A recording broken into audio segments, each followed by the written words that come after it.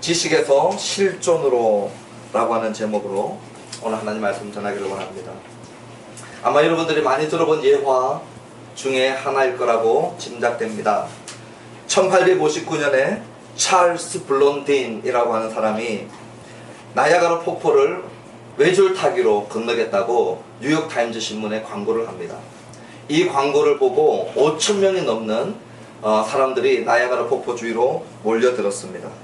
그때에 이 블론딘이 이 모여든 인파를 향해서 내가 과연 이 폭포수를 외줄을 타고 건널 수 있겠습니까? 라고 질문을 합니다. 그때 많은 사람들이 박수로 호응을 하죠. 그리고 이 찰스 블론딘은 실제로 나야가라 폭포를 건넜다가 돌아옵니다. 처음에 건넜다가 돌아온 시간이 17분이라고 얘기합니다. 17분 만에 건너가고 17분 만에 다시 건너옵니다. 그리고 또 몇 번을 여러 가지 묘기를 부리면서 왔다 갔다 합니다. 그럴 때마다 돌아와가지고 사람들에게 또 재차 확인을 합니다. 제가 이 부분, 다녀오는 것들을 성공적으로 하는 것들을 여러분들이 믿고 이번에는 자전거를 타고 갔다 올 수 있는 것을 믿겠느냐, 그리고 손수레를 타고 갔다 오는 것을 믿겠느냐, 그리고 이 눈에다가 눈을 가리고 이 캄캄한 상태에서 무게중심만 잡고 갔다 오는 것을 믿겠느냐. 사람들이 성공할 때마다 박수를 보내죠. 하는 듯이 모든 것을 다 성공합니다. 이분의 이 역사를 제가 읽어보니까 이 요리까지 했더라고요. 중간에서 요리까지 하고 그걸 먹기도 하고 그 다음에 많은 묘기들을 부립니다. 그리고 돌아와서 모여있는 청중들에게 다시 묻습니다. 여러 번 묻는 질문들마다 청중들이 환호와 확신으로 이 사람의 말을 믿음으로 답하는 것을 보았습니다. 이렇게 완전히 많은 이 성공을 이루고 난 다음에 이 찰스 블론딘이 가장 쉬운 질문을 하나 물어봅니다. 뭐라고 하냐면, 제가 누군가를 제 등에 업고 저 폭포를 건널 수 있다고 믿습니까? 그러니까 수많은 사람들이 아무도 의심하지 않고 이렇게 멋지게 성공한 이 사람의 성공을 확신하면서 예라고 대답을 합니다. 그때에 이 사람이 한 질문을 더 던지죠. 그 질문은 모든 인파들을 조용하게 만들어버린 질문이었습니다. 그럼 누가 제 등에 업히시겠습니까?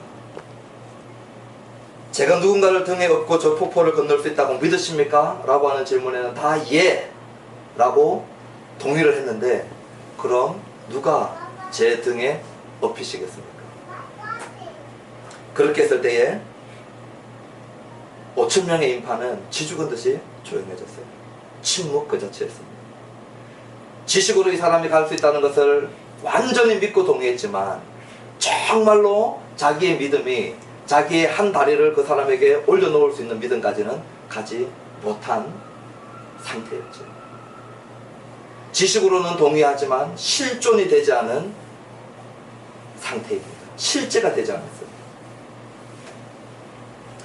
그때 한 사람의 침묵을 깨뜨리고 제가 하겠다고 얘기합니다. 그 사람의 이름은 해리 콜 코드라고 하는 사람이었어요. 이 사람은 찰스 블론딘을 너무 잘 알고 있었던 이 사람의 매니저였습니다. 이 사람을 너무 잘 알고 이 아는 것뿐만 아니라 완전히 신뢰할 수 있는 그 단계까지 나아갔을 때 이 해리 콜 코드는 이 사람 등에 실제로 업혀서 나야가라 폭포를 건너고 돌아온 사람이 되었습니다. 오늘 지식과 내가 아는 지식 자체가 나의 실제가 되는 것은 다른 이야기가 될 수 있다는 교훈인 것입니다. 오늘 여기 본문에 한 율법 교사가 나옵니다. 이 율법 교사가 나와서 예수님에게 이렇게 묻습니다. 내가 무엇을 하여야 영생을 얻으리까? 이렇게 물어요. 이 율법 교사는 율법의 전문가입니다.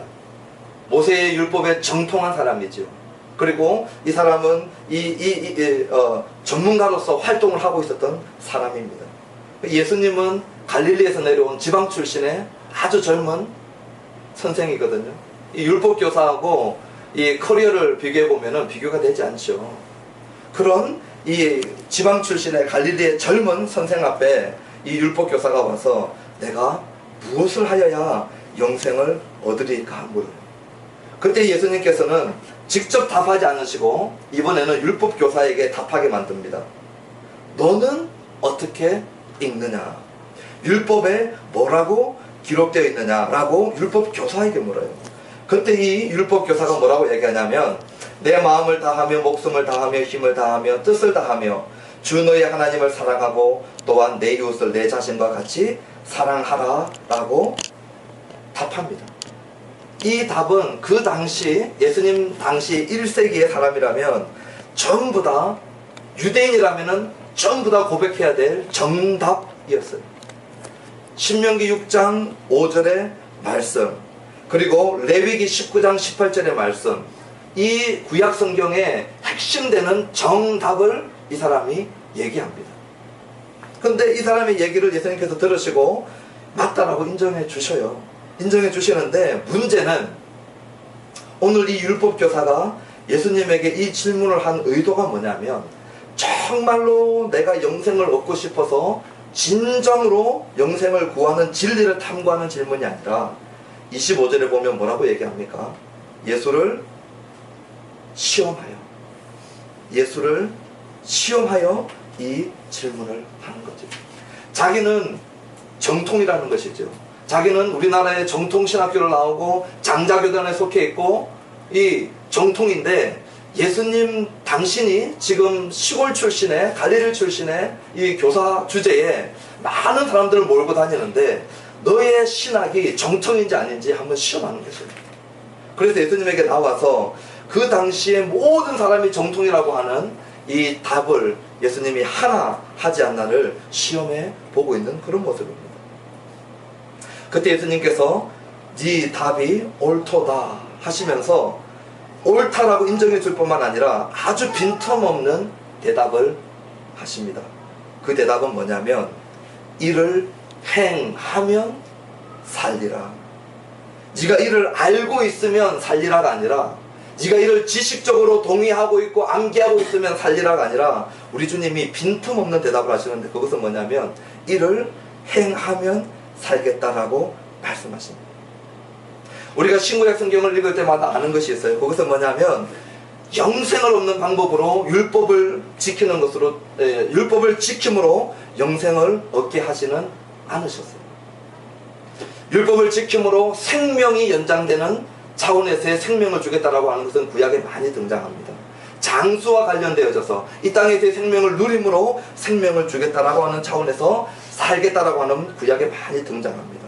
하지만 영생을 얻는 방법으로 율법을 지키는 것은 주시지 않으셨죠. 더더욱 우리 한 장을 앞에 보시면 누가복음 9장 51절에 보면 지금 예수님이 어디를 향해서 가고 있는지 나옵니다. 9장 51절에 보면 이 10장의 배경이 되는 말씀인데요. 9장 51절에 보면 예수께서 승천하실 기약이 차감해 예루살렘을 향하여 올라가기로 굳게 결심하시고. 무슨 말씀입니까? 지금 이제 누가복음 1장 1절부터 9장 50절까지는 예수님께서 죽음으로 향하는 사역하고 상관없이 진행되고 있는 사역인데 51절부터 이제 예수님께서 걸음을 예루살렘으로 작정하셔요. 예루살렘에 가서 죽으시고 승천하시는 것을 말씀해 주시는 것입니다. 9장 51절부터 예수님은 자기의 죽음을 결단하고 자기의 발걸음을 십자가로 예루살렘으로 죽음으로 향하면서 교훈하는 내용들이 이 9장 51절 이후에 나오는 내용입니다. 그러니까 이 영생의 방법으로 율법이 주어지지 않고 예수님께서 십자가의 죽으심으로 말미암아 우리에게 영생을 준다는 것을 너무나도 잘 알고 계셨기 때문에 오늘 이 말씀을 주신 것은 율법을 지킴으로 영생 주겠다라고 하는 말씀이 아니었죠.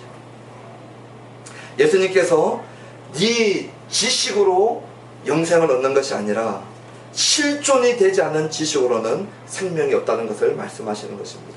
네가 안다고 생각하지만 실제가 되지 않았다면 착각하지 말아야 한다는 것이죠.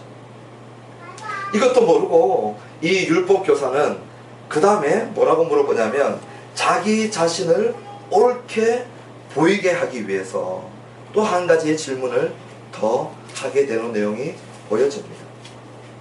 오늘 이 율법교사가 두 번째 하는 질문이 29절에 나옵니다. 거기에 보니까 자기를 옳게 보이려고 이렇게 나와요. 첫 번째는 예수님을 시험하려고 한 질문이었고, 이제 두 번째는 자기 자신을 옳게 보이려고 한 질문이 뭐냐면 내 이웃이 누굽니까? 라고 하는 질문이에요. 첫 번째 예수님의 대답에서 하나님을 사랑하고 이웃 사랑하는데 모든 걸 다해서 사랑하라고 하셨는데, 하나님 사랑하라고 하는 것에 대해서는 이견이 없죠. 그런데 이웃 사랑하는 것에 대해서는 지금 문제가 될 수 있습니다.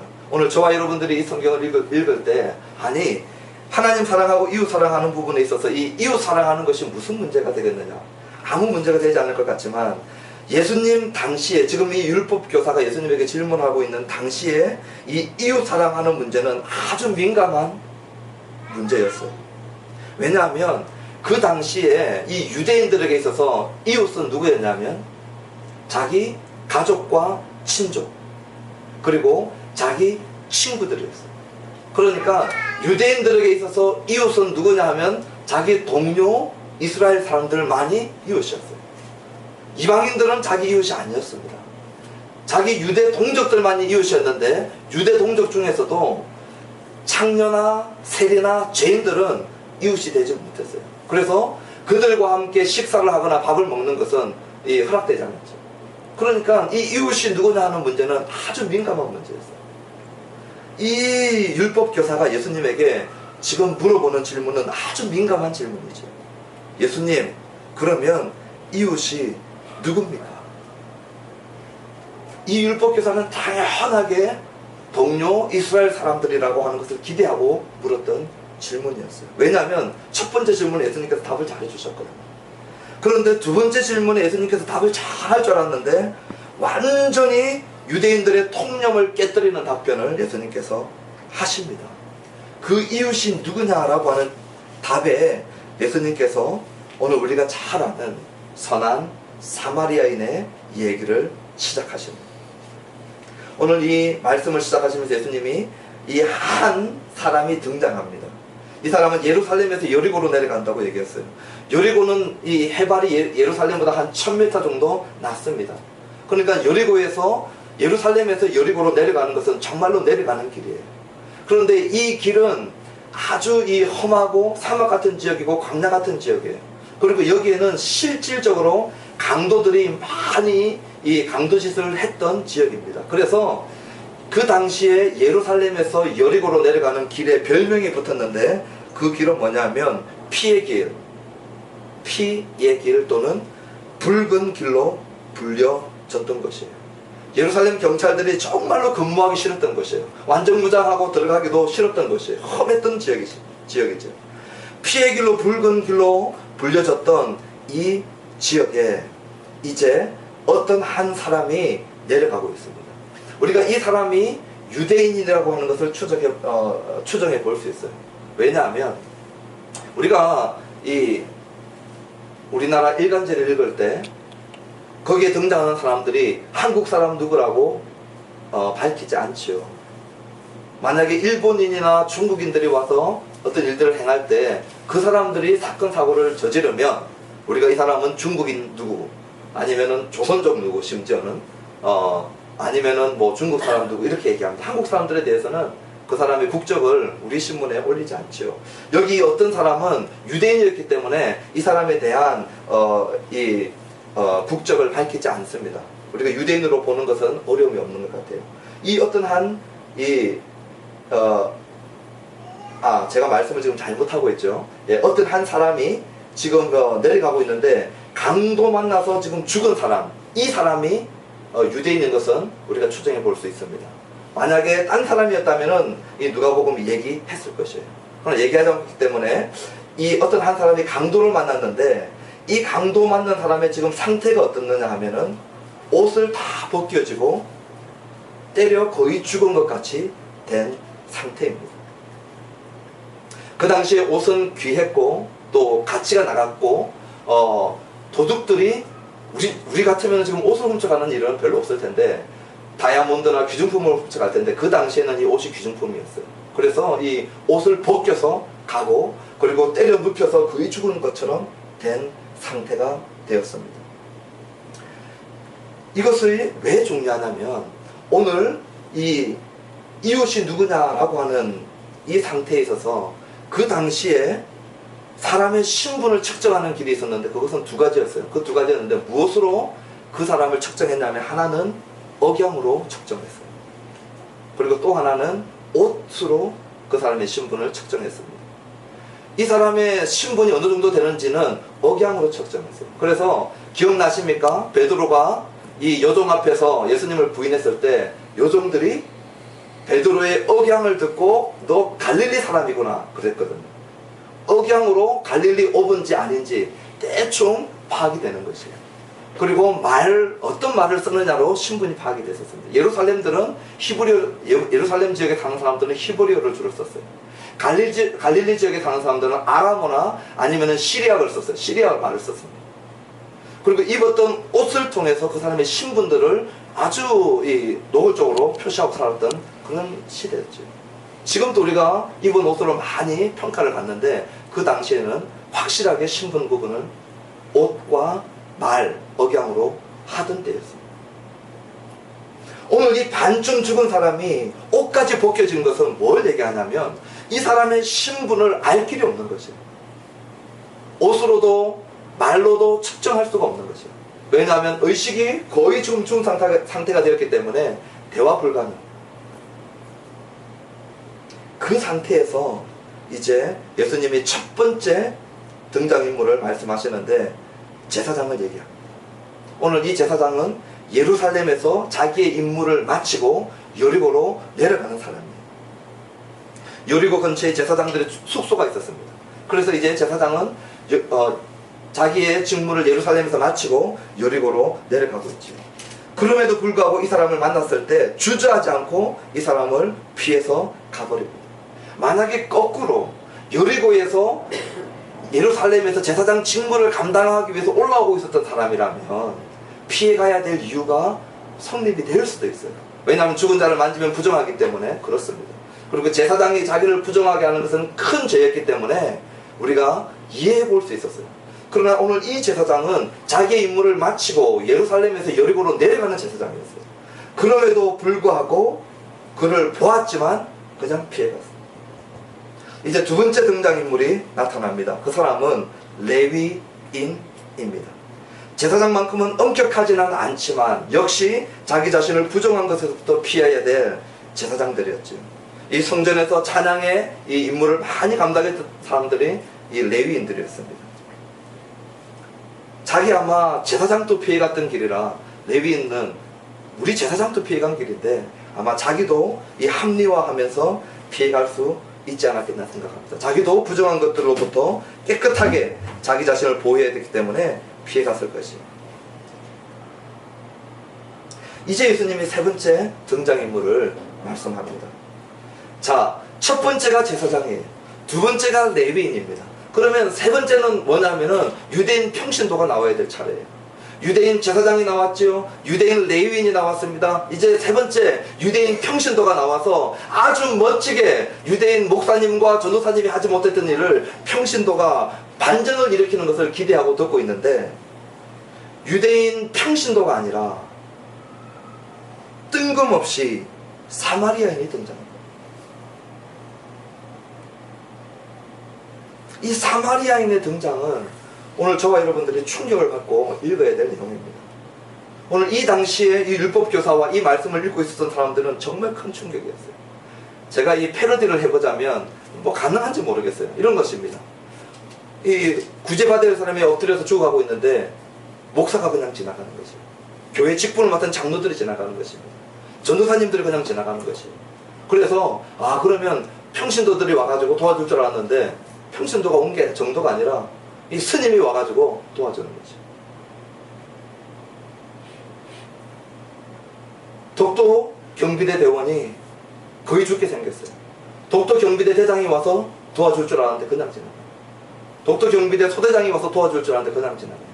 그런데 일본 경비대 순찰대가 와서 지나가다가 이걸 보고 도와주는 그런 경우들이에요. 아주 충격적인 일입니다. 사마리아인이 와서 돕는다라고 하는 것은 아주 충격적인 이유가 뭐냐면, 북이스라엘 10지파가 포로로 잡혀갔던 나라가 아시리아예요. 이 아시리아에서 북이스라엘 10지파를 포로로 잡아가면서 혈통을 섞어버립니다. 그때 이 혈통이 섞이기 시작했던 이 북이스라엘의 혈통을 섞는 일만큼은 아주 치욕을 여겼거든요. 이 북이스라엘 10지파가 혈통을 섞어가면서 이 순수 혈통을 다 더럽힙니다. 그러면서 예수님 당시까지 혈통이 계속 섞여 있었어요. 그래서 남유대의 이 예루살렘을 중심으로 사는 이 유다 지역의 사람들은 북이스라엘 사람들 중에 혈통을 섞었던 이 사마리아인들을 향해서 돼지 취급을 했어요.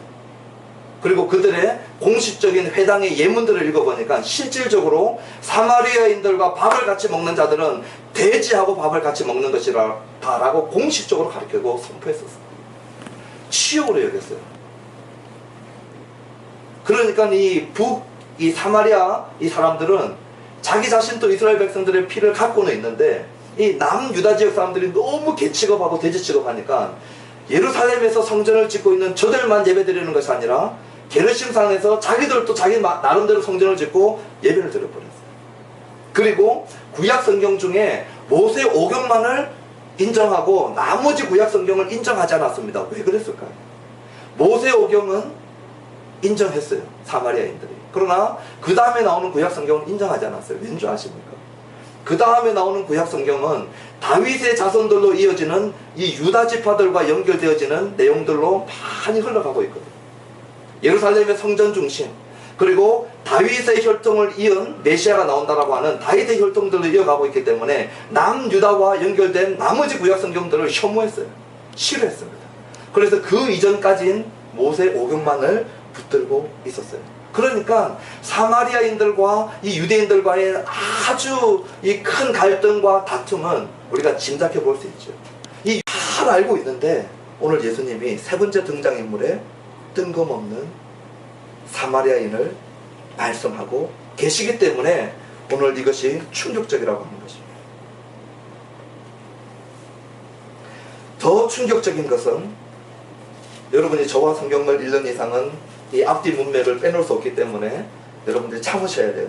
우리 한 장을 앞에 보면 다시 9장 51절에서 54절을 보십시오. 바로 앞장에 무슨 사건이 있냐면요, 예수님께서 이제 예루살렘으로 가야 되겠다면서 자기 종들을 미리 보냅니다. 그래서 예루살렘 가는 길을 준비하기 위해서 사마리아 마을에 보내요. 그 길을 통과해서 가야 되시기 때문에. 이렇게 예수님께서 사자들을 보냈는데 사마리아 사람들이 어떻게 했냐면요, 예루살렘으로 간다는 얘기를 듣자마자 이 사람을 박대해버리죠. 53절에 예수께서 예루살렘을 향하여 가시기 때문에 그들이 받아들이지 못해요. 예루살렘 하면 사마리아인들은 치를 뜨는 것이죠. 그런데 예수님께서 예루살렘을 가야 된다고 하니까 예수님과 제자들을 박대해버리는, 문전 박대해버리는 것입니다. 그러니까 야고보하고 요한이 뭐라고 하냐면요, 그냥 하늘에서 불을 내려서 저들을 태워서 죽여버립시다, 썰어버립시다. 이 갈등이 여러분 보이십니까? 사마리아인들은 문전박대 당한 예수님의 제자들은, 야고보와 요한은 하늘에 불을 불려서 그냥 불태워 죽여버리자는 거죠. 바로 앞장이에요. 이 사실을 예수님께서 뻔히 아시면서 사마리아인을 등장시키는 것입니다. 이 사마리아인이 어떻게 하냐면요, 제사장도 레위인도 피해갔는데 33절 이하에 보니까 이 사마리아 사람은 이 쓰러져서 죽어가고 있는 이 사람을 불쌍히 여기죠. 그리고 34절에 보니까 가까이 갑니다. 제사장은 그냥 보고 피했죠. 레위인은 그래도 그곳에 이르렀어요. 그렇지만 오늘 이 사마리아인은 가까이 갑니다. 그리고 자기에게 있는 것으로 줍니다. 기름과 포도주로 그 상처를 붓고 싸매지요. 그리고 자기 짐승에 태웁니다. 이 말은 뭡니까? 자기가 타야 될 이 짐승에서 자기는 내려오고 이 죽어가는 유대인을 태우는 것이죠. 자기가 철저하게 종된 모습으로 낮추는 것이죠. 그리고 자기의 길을 가지 않고 돌이켜서 그 주막에 이 사람을 데리고 옵니다. 그리고 돌봐달라고 부탁할 뿐만 아니라 데나리온 둘을 맡겨요. 데나리온 하나는 그 당시에 하루의 이 임금이었어요. 그러니까 이틀 동안 일해서 벌 수 있는 임금을 맡기는 것입니다. 그리고 혹시라도 모자라면 자기가 돌아올 때 갚아주겠다고 얘기하죠. 이 사마리아인은 이 사람의 생명만 구해주는 것이 아니라 오늘 이 당시에 치료를 받고 치료비를 내지 못하면 오늘 우리도 이 심각한 문제가 될 수 있는데 이 당시에는 바로 노예가 되는 시대죠. 그러니까 이 사람의 생명만 구해주는 것이 아니라 이 사람이 노예가 되는 것까지도 구해주는 일을 이 사마리아인이 했습니다. 그리고 난 다음에 오늘 예수님께서 이 율법교사에게 오늘 제가 하고 싶은 이 핵심적인 질문을 합니다. 그 질문이 무엇입니까? 그것이 36절에 나와 있어요. 이것이 오늘 우리 말씀의 오늘 핵심입니다. 36절에 예수님께서 묻는 질문입니다. 네 생각에는 이 세 사람 중에 누가 강도 만난 자의 이웃이 되겠느냐? 예수님은 누가 이 강도 만난 자의 이웃이 되겠느냐? 라고 하는 질문을 하십니다. 그러면서 이 사마리아인이 이 유대 율법교사가 답을 할 때요, 사마리아인입니다 해야 되는데 사마리아인이라고 대답하는 게 너무 싫으니까 사마리아인입니다 말하지 않고 뭐라고 합니까? 자비를 베푼 자입니다. 차마 이 사마리아인 입에도 담기 싫은 것이죠. 그러나 답은 얘기합니다. 자비를 베푼 자입니다.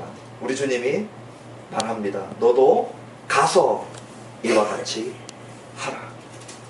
너도 가서 이와 같이 하라. 그 똑똑한 율법사에 대답이 없습니다. 침묵으로 오늘 이 본문은 끝이 납니다. 이 본문의 핵심은 이것입니다.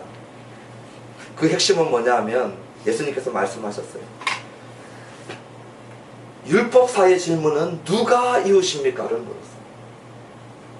내가 도와야 될 대상이 누구인지 나한테 말하십시오.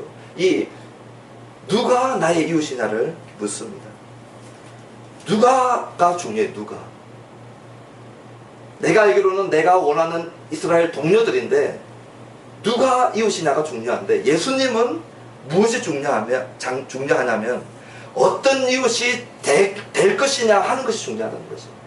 너는 어떤 이웃이 되느냐, 네가 어떤 이웃이 될 것이냐 하는 것이 더 중요하다는 거죠. 실존의 문제라는 거죠. 누가 이웃이 되느냐의 이 질문에 율법교사가 핵심적인 질문을 했다면 예수님은 너는 어떤 이웃이 되어야 되겠느냐 하는 것이 더 중요하다고 하는 것을 말씀하고 계십니다. 너의 실존, 너의 됨,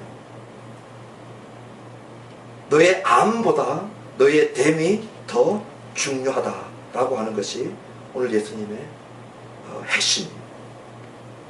정답만 말하는 자가 되지 말고 또 정답을 말함으로 자기가 옳게 여김을 받고 싶어하는 그런 대답을 정답만을 잘 아는 자가 되지 말고 너의 실존 자체가 바뀌어있는 자,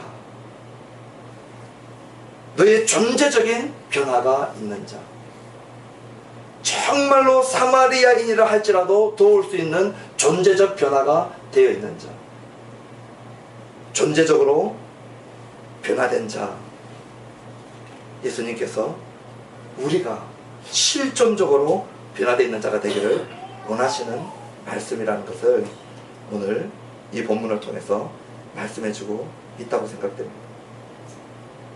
아는 것이 실제가 되는 신앙, 지식이 실존이 되는 신앙으로 우리가 변화되어야 할 것입니다. 정답만 맞추고 자기를 사람들 앞에서 보이려고 하는 신앙에서 내가 받은 은혜를 아는데 내가 받은 은혜만큼 내가 아는 데만큼이라도 정말로 실제적으로 실천해보는 신앙. 제가 아는 게 너무 작습니다, 목사님. 그래서 제가 할 수 있는 것이 없습니다가 아니라 내가 아는 것만큼이라도 붙들고 실존적인 변화를 추구하는 삶, 이를 통해서 실제적인 믿음의 근육을 키우는, 이것이야말로 진정한 신앙 생활이라고 하는 것입니다. 그래서 나의 신앙의 크기는 내가 아는 만큼의 크기가 아니라 내가 실제가 된 만큼의 크기입니다. 실천한 만큼만이 나의 신앙의 크기라는 사실을 잊어서는 안 돼요. 그래서 우리가 기도를 아는 것도 중요하지만 기도를 하는 것이 더 중요합니다. 기도를 가르칠 때 우리가 하나님의 말씀으로 기도를 가르치지만 더 중요한 것은 실질적으로 기도를 하는 것이 더 중요합니다. 이론과 함께 배운 만큼 기도에 동참하는 것이죠. 그래서 우리가 기도할 때에, 통성 기도할 때에 함께 입을 열어서 기도하는 것이 중요합니다. 대표 기도할 때에 참으로 어렵지만 대표 기도를 동참하는 것이 중요합니다. 개인 기도도 한번 시도해 보는 것이 중요합니다. 자기 앞에서 다섯 명의 영혼을 놓고 기도할 때에 여러분 입을 열어서 간절하게 기도하는 것이 중요해요. 아는 것에 머무르지 않고 내가 아는 만큼 실천해 보는 것이 정말로 중요합니다. 사랑하는 교회가 소명중고등학교를 만났어요. 그리고 거기에 우리가 2명의 이 개척교회 목사의 자녀들을 돕습니다. 이 이름을 앞으로 우리가 알고 같이 기도해 나갈 것입니다. 우리가 이 소명중고등학교 학생 개척교회 목사님 2명, 앞으로 소년 소녀 가장들, 또 이 탈북자들, 정말로 등록금을 낼 수 없는 자들을 도와갈 것입니다. 그때 우리의 마음은 오늘 이 사마리아인이 이 거의 죽게 된 자를 도왔던 것과 같이 정말로 우리 안에 옳게 여기려고 하는 그런 마음이 있어서는 안 되죠. 내가 옳게 여김을 받는 우리 자신을 드러내는 모양으로 섬겨서는 안 될 것입니다. 철저하게 정말로 그들을 긍휼히 여기고 그들 가까이 가서 우리에게 있는 것으로, 그것이 기름과 포도주라면 우리에게 있는 것으로 그들에게 쏟아부어야 할 것이에요. 그리고 우리가 짐승의 탄 자의 자세로 가서는 안 될 것입니다. 그 짐승에서 내려와서 우리가 종이 된 모습으로 그들을 섬겨야 할 것입니다. 아멘입니까? 철저하게 나귀에서 내려와서 종이 된 모습으로, 섬기는 모습으로 그들을 섬겨야 할 것입니다. 이 원리는 동일합니다. 우리 사랑하는 교회 내에 어려운 자들이 있습니다.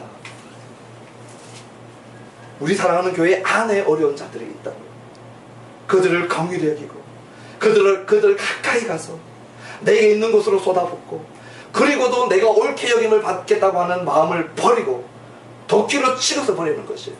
이 일을 행함으로 내 자신을 옳게 여기려고 하는 생각 자체 뿌리를 뽑아버리는 것이지. 종의 모습으로 섬겨야 할 것입니다.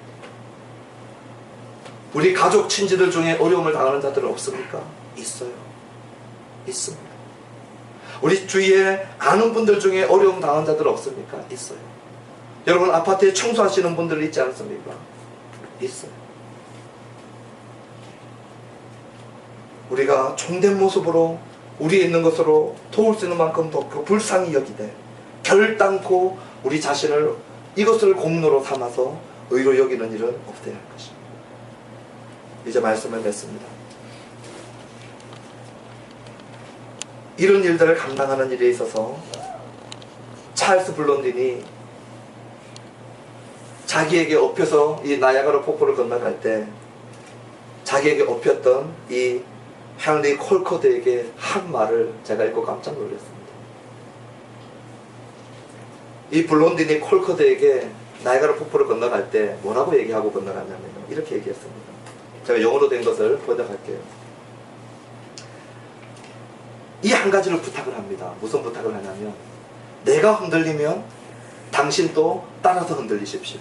자, 나야가라 폭포의 이 외주를 타고 건너가니까 바람이 불지 않습니까? 그러니까 중간에 건너가다가 흔들리죠.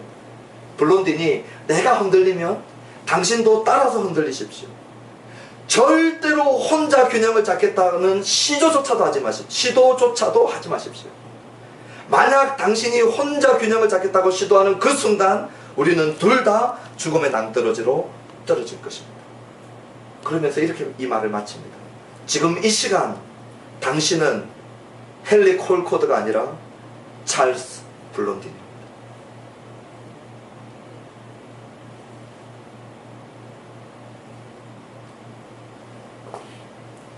어떻게 이 이웃을 섬기는 실제와 실존이 변화된 삶을 실제적으로 살아갈 수 있을까?